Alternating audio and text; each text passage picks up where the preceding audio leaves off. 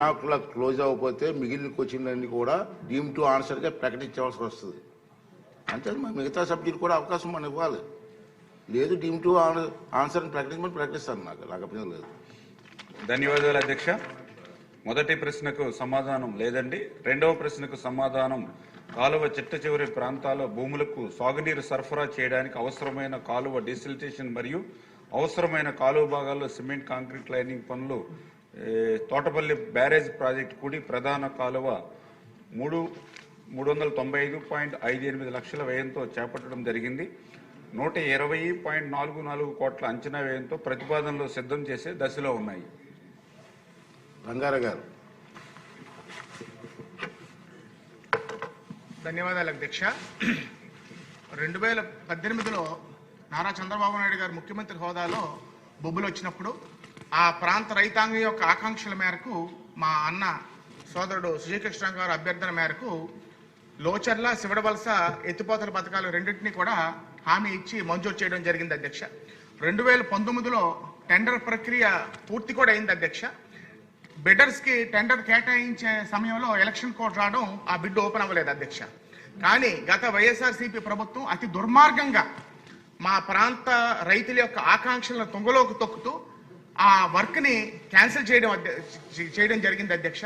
దానివల్ల లోచర్ల ఎత్తిపోతల పథకం వల్ల సుమారు 1732 ఎకరాలు, శివడవలస ఎత్తిపోతల పథకం వల్ల 2593 ఎకరాలకి సాగునీరు అందించే పరిస్థితి ఉంది అధ్యక్ష. ఎంత దుర్మార్గంగా వ్యవహరించారంటే టెండర్ ప్రక్రియ పూర్తయి బిడ్ ఓపెన్ చేసే సమయంలో క్యాన్సిల్ చేయడమే కాకుండా అసలు టెండర్ ప్రక్రియ పూర్తి అవ్వలేదని అబద్ధాలు చెప్పి 5 సంవత్సరాలు 2 నిమిషాలు అధ్యక్ష, చాలా ముఖ్యం అధ్యక్ష, 2 నిమిషాలు తమరిని కోరుకుంటున్నాను అధ్యక్ష. టెండర్ ప్రక్రియ పూర్తి అవ్వలేదు, అసలు టెండరే పిలవలేదని బుకాయించి 5 సంవత్సరాలు అబద్ధాలు ఆడి పబ్బం గడుపుకున్నటువంటి పరిస్థితి అధ్యక్ష. అది కాకుండా మనం వేసినటువంటి శిలాపలకాన్ని తిరిగేసి కేవలం అర్త్ వర్క్కి 6 కోట్ల రూపాయలకి శిలాపలకం వేసి దానికి అరకొర పనులు చేసి అక్కడ కేవలం ఇవేవి కూడా వాళ్ళ ప్రయారిటీ కాదు అధ్యక్ష. అంత ఘోరంగా వ్యవహరించినటువంటి పరిస్థితి అధ్యక్ష.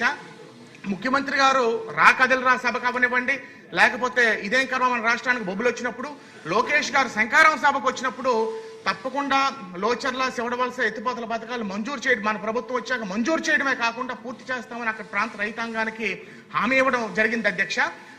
1000 కళ్ళుతోనే మా ప్రాంత రైతాంగం ఎదురు చూస్తున్నారు అధ్యక్ష ఆ ఎత్తిపోతల పథకం మంజూరుకి. గత 5 సంవత్సరాలుగా అవకాశం ఉండి కూడా చేయకుండా మా రైతుల్ని, మా ప్రాంత రైతాంగాన్ని యొక్క ఆశయాలకు తూట్లు పొడిసి మోసం చేసిన వైఎస్ఆర్సీపీ ప్రభుత్వానికి గుణపాఠం చెప్పే విధంగా మనం తప్పకుండా ఈ ఎత్తిపోతల పథకం అనేది మనం మంజూరు చేసి మనం తప్పకుండా మా ప్రాంత రైతాంగం యొక్క కాలు ఆ సాగునీరుతో కడగాలని తమరిని కోరుకుంటూ, అదేవిధంగా తోటపల్లి కాలువకు సంబంధించి సుమారు 117.89 కిలోమీటర్ల అర్త్ వర్క్కి 21.25 crores ప్రపోజల్స్ పంపించడం జరిగింది అధ్యక్ష. అదేవిధంగా లైనింగ్కి సుమారు 100 కోట్ల రూపాయలు ప్రపోజల్స్ పంపించడం జరిగింది అధ్యక్ష. దయచేసి అవి కూడా మంజూరు చేస్తే చిట్ట చివరి వరకు కాదు, మీరు ఇంకా ఎక్సర్సైజ్ కట్టించుకున్న నీరు లభ్యత ఉంటుందని తమ ద్వారా తెలియజేసుకుంటూ మీ వద్ద సెలవు తీసుకుంటాను అధ్యక్ష. ధన్యవాదాలు అధ్యక్ష. గౌరవ సభ్యులు అడిగినటువంటి విధంగా లోచర్ల లిఫ్ట్ స్కీము 16.41 కోట్లు, అదేవిధంగా సేవాడ వలస లిఫ్ట్ స్కీము 22.95 కోట్ల రూపాయలతోటి ఆ రోజు జనవరి 2019న 80-81 జీవోల ద్వారా ఆ రోజు శాంక్షన్ ఇవ్వడం, అదేవిధంగా టెండర్లు పిలవడం కూడా జరిగింది అధ్యక్ష. అయితే 2019లో ప్రభుత్వం మారిన తర్వాత, వైఎస్ఆర్సీపీ ప్రభుత్వం వచ్చిన తర్వాత ఈ పనుల్ని రద్దు చేసినటువంటి పరిస్థితి అధ్యక్ష. గత 5 సంవత్సరాల్లో కూడా ఈ పనుల్ని మళ్ళీ రద్దు చేయడంతో ఏ విధంగానూ కూడా ముందుకు వెళ్ళలేనటువంటి పరిస్థితి అధ్యక్ష. అయితే గౌరవ సభ్యులు ఏదైతే ఇప్పుడు ఈ యొక్క 2 లిఫ్ట్ స్కీమ్స్ యొక్క అవసరాన్ని ఏదైతే ప్రతిపాదించారో దాన్ని పరిశీలించి అధికారుల చేత ఎస్టిమేషన్లు తెప్పించి ఆర్థిక శాఖ పంపిస్తామని చెప్పి మీ ద్వారా తెలియజేస్తున్నాను అధ్యక్ష. ఇంకా రెండవది ఏదైతే తోటపల్లి కాలువకు సంబంధించినటువంటి శివారు ప్రాంతానికి సాగునీరు ఇబ్బందులు గురించి ప్రస్తావించి ప్రశ్న అడగడం జరిగింది అధ్యక్ష. ఈ తోటపల్లి బ్యారేజ్ అనేది 131,000 ఎకరాలు కొత్త ఆయకట్టుకు, 64,000 ఎకరాల స్థిరీకరణకు ఏర్పాటు చేయడం జరిగింది అధ్యక్ష. అయితే ప్రస్తుతం ఇది 84,000 ఎకరాలకు మాత్రమే సాగునీరు అందుబాటులో ఉంది. అందులో పర్టికులర్గా ఎందుకంటే నేను మొన్న కూడా చూశాను అధ్యక్ష, మన ఖరీఫ్ సీజన్కు సంబంధించి అక్కడ ఉన్నటువంటి ఎమ్మెల్యేలు కూడా ఈ తోటపల్లి కాలువకు సంబంధించిన సమస్యను కూడా నా దృష్టిలోకి తీసుకురావడం జరిగింది. పర్టికులర్గా పార్వతీపురం, అదేవిధంగా బొబ్బిలి, రాజం, చీపురుపల్లి, నెల్లిమర్ల, హెచ్చర్ల ఈ 84,000 ఎకరాల అధ్యక్ష.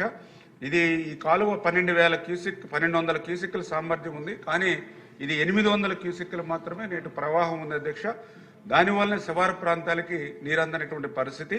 దాని మీద లాస్ట్ టైం ఎమ్మెల్యేలు అంతా వంతుల వారి విధానంలో ఏర్పడితే మేము కలెక్టర్ గారితో చెప్పి మళ్ళీ మీటింగ్ ఏర్పాటు చేసి కొంత వంతుల వారి విధానంలో పెట్టి అదృష్టవశాత్తు కొద్ది వర్షాలు కూడా పడ్డంతో ఆ సమస్య కొంత తీరినటువంటి పరిస్థితి.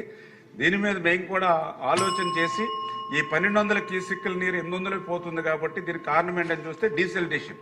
అంటే గత 5 సంవత్సరాల్లో ఒక్క రూపాయి కూడా డీసెల్టేషన్ ఖర్చు పెట్టకపోవడం వల్ల ఈ ప్రాబ్లం వచ్చింది.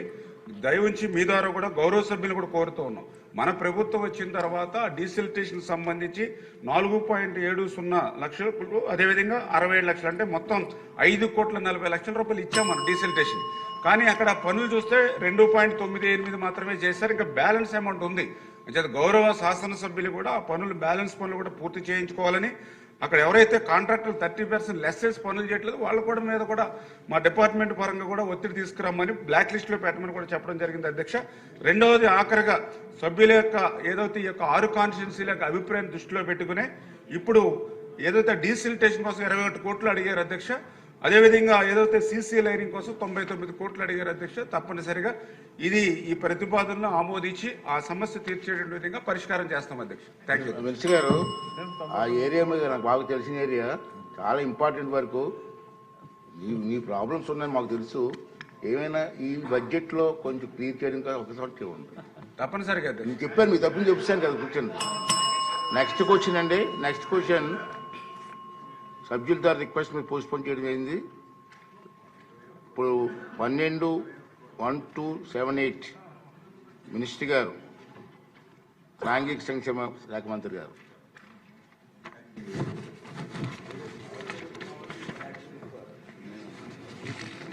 అధ్యక్ష, మొదటి ప్రశ్న సమాధానం ఎలాంటి ప్రతిపాదన అందలేదు అధ్యక్ష. రెండవ ప్రశ్న సమాధానం